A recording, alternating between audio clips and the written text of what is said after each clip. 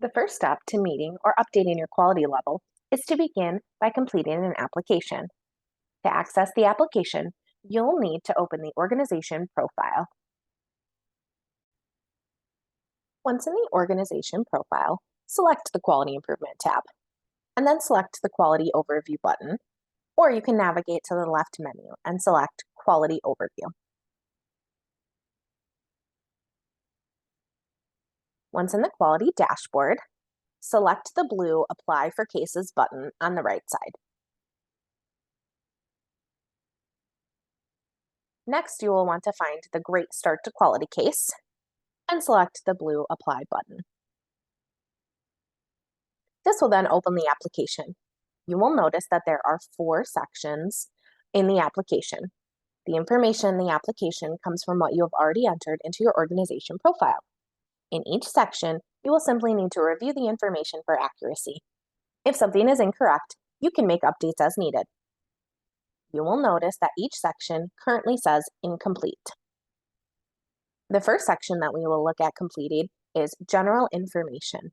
To open this section, simply select the Review button.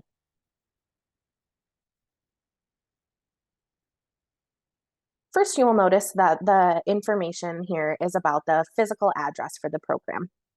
You will want to review and make sure it looks correct. This information does look correct for this program, as well as the mailing address information looks correct.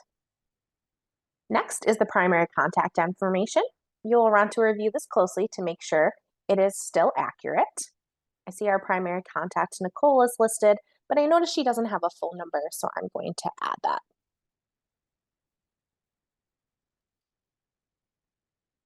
The next section is a new section in the application.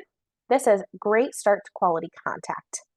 This is for the program to indicate if they have somebody different than the primary contact who we can contact for the Great Start to Quality process.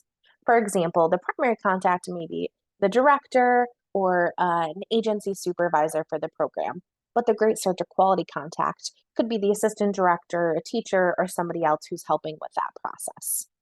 If the contact person for both is the same, you can simply select no. However, if the program does have a separate Great Start to Quality contact person, you'll want to say yes and add their information. For this example, I will say that the assistant director is our Great Start to Quality contact, and I will add her information.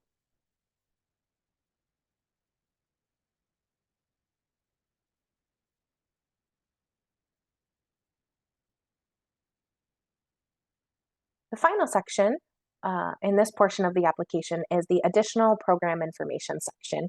Here, you can see the phone number, fax, you can enter website information for the program, or any other additional details that you'd like to note. Once you're sure that this information is correct, then you can choose the Save and Confirm button. If you do not want to save the changes or you're not sure yet, you can just select Close and the changes will not be saved. Since I've updated everything, I'll choose to select Save and Confirm. As I can see, this has been confirmed, and now I can see in the application that it shows as confirmed. Now we'll move on to the next section, which is Licensing and Affiliations. Again, we'll start by selecting the Review button. Here you will be able to see and review the licenses for the program. Most programs will have all their information already correct here.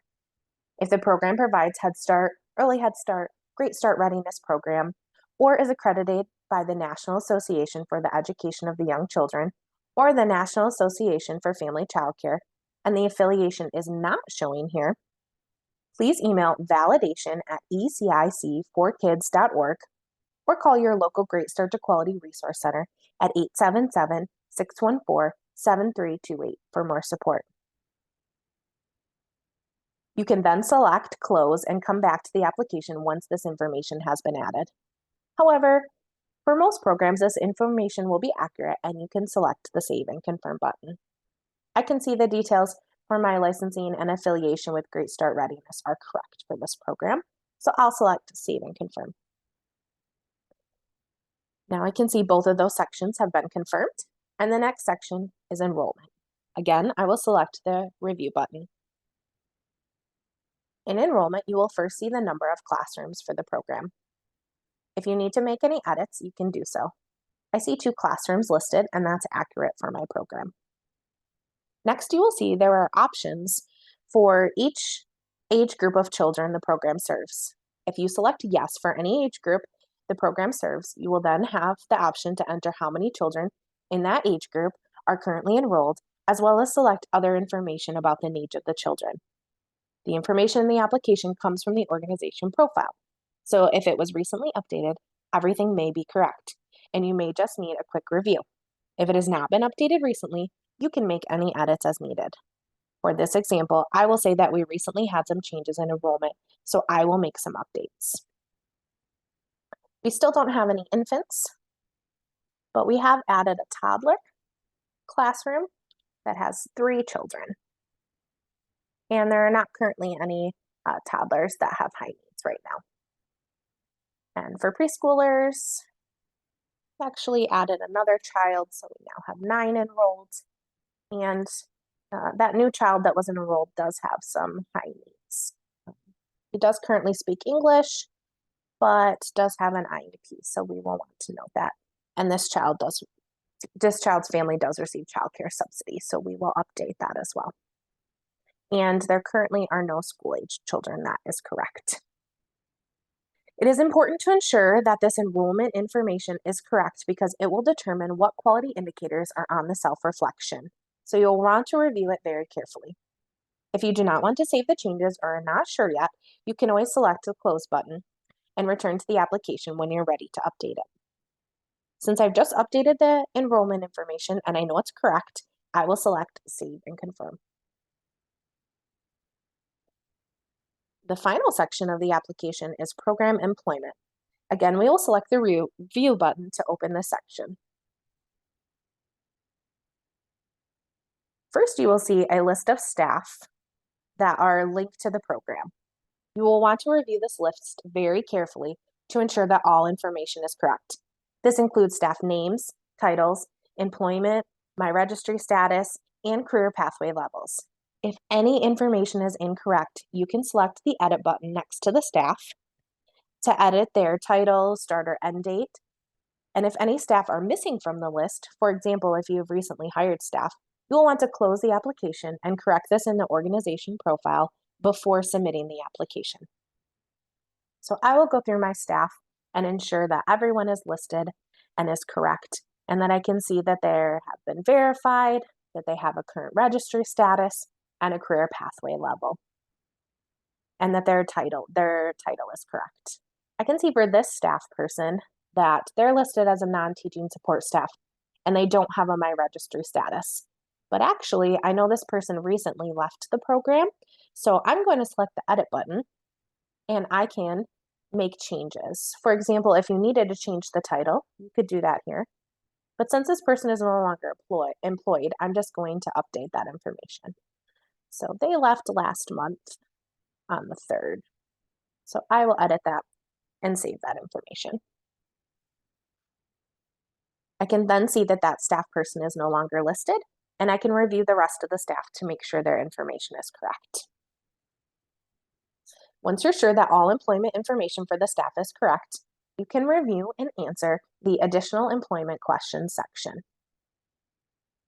Answering these questions is very important.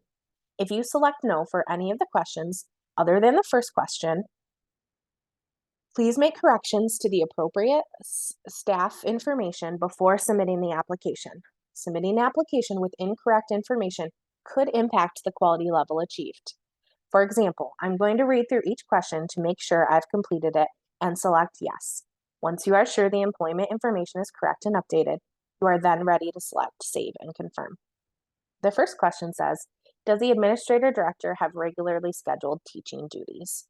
If I were to say yes, an additional question will populate that asks if the administrator director has all positions listed.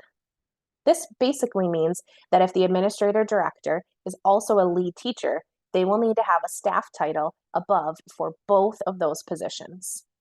In this instance, the administrator director does not have scheduled teaching duties, so I can say no. The next question is, do all paid staff have the correct position titles in the Employees tab of the organization profile? I double checked that and noticed it above was correct, so I'm going to say yes. The next question is, have all paid staff applied for individual membership or have a career pathway level in my registry? I checked above that everyone had a career pathway level, so I will say yes. Do all paid staff have the correct start date in the employees tab of the organization profile? Again, I verified that information, so I will say yes. Do all currently employed staff have an employment status of verified by program? Again, I checked that, so I will say yes. And the final question is the current administrator director linked to the classrooms tab? And I double checked that as well, and I will say yes. Again, if you say no to any of these questions, you will want to select the close button and edit this information in the organization profile. Once you have verified everything is correct and said yes to all of the questions, then you are ready to select Save and Confirm. Now you can see that all sections of the application have been confirmed. If you realize that you have something you still want to edit, you can go back and select the Review button for any of the sections. The final step is to select the Submit Application button. Once you push the button, you will receive a pop-up that lists some terms and conditions. Please carefully read through them to determine if you agree to your role in the Great Start to Quality process.